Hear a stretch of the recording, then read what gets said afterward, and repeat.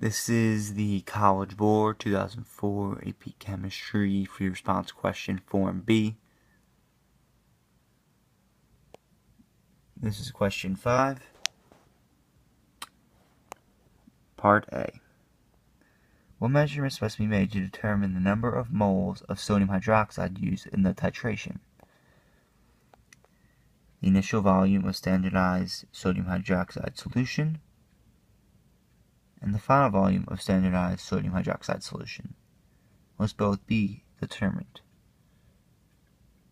Mathematical expression used to determine the number of moles of sodium hydroxide used to reach the endpoint of the titration would be molarity of sodium hydroxide times the volume of sodium hydroxide. Part C. The number of moles of HA consumed in titration can be determined by looking at this reaction right here, in which HA and sodium hydroxide have a 1-to-1 ratio for moles.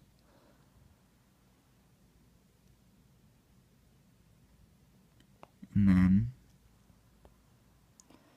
we take the moles of NaOH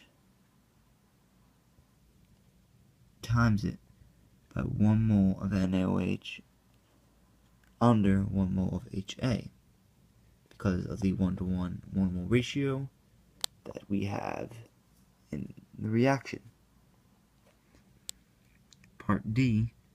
Since we already calculated the moles of HA, all we would need to calculate the molar mass of the acid would be the mass of HA. Only calculation or measurement we need. Mathematical expression used to determine the molar mass of HA is mass of HA over moles of HA.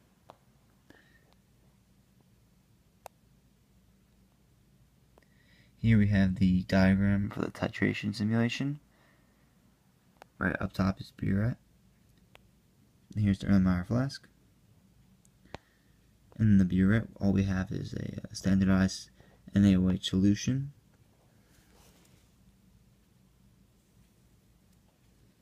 And in the burette, we have a weak monoprotic acid, solid, and the indicator to detect endpoint of titration as the sodium hydroxide is dripped in, it will change the color of the solution in the flask.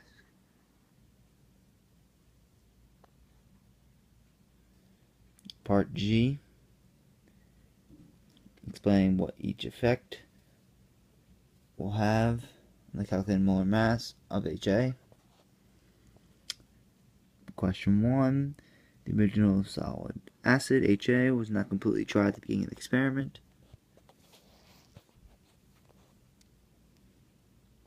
This will result in the measured mass of HA being larger because it is hydrated with water molecules, which will increase the mass larger than it should be, making it artificially high.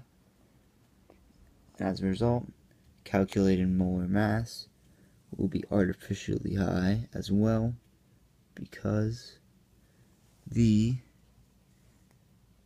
mass of HA up top in the numerator will increase, while the moles of HA in the denominator will remain the same, and as a result it will increase the molar mass we find. Artificially large molar mass.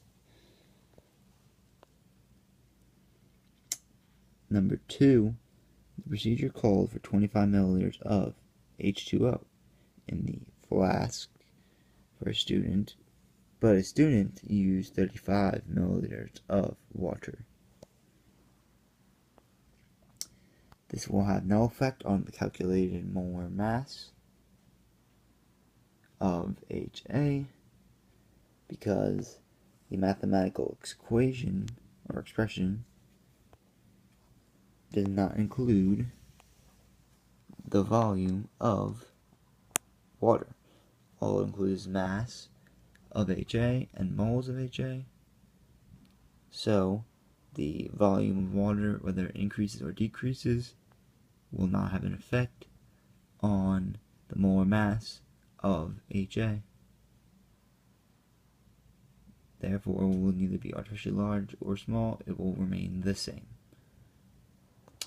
Again, this is the AP Chemistry 2004 College Board Free Response Question, Form B.